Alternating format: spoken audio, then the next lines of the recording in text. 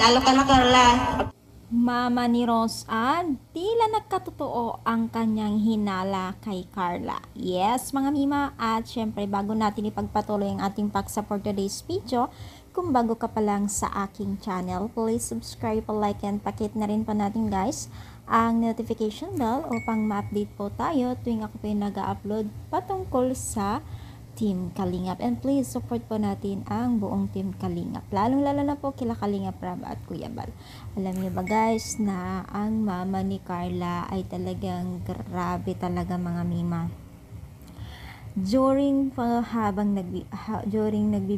Habang nagbibigay po ng mensahe po sa Team Kalingap ay naisingit po niya ang mga Kalingap Angels kasama na talagang front niya itong si Carla, no, nung time na wala pang pabahay si kila Carla kasi nauna naman talaga si Rose Ann na bigyan ng pabahay.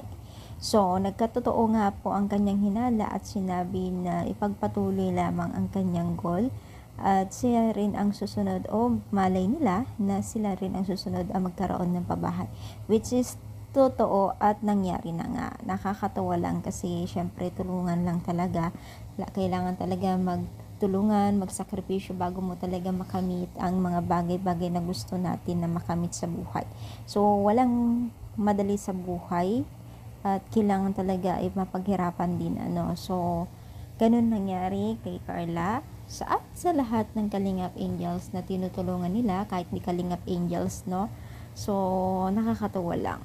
Sana nga ipagpatuloy lang ni Carla ang pagiging humble, especially din po sa mga iba pong Kalingap Angels. So ano yung masasabi? Comment down, pa-like po ang ating video. Thank you so much. More power and God bless po guys.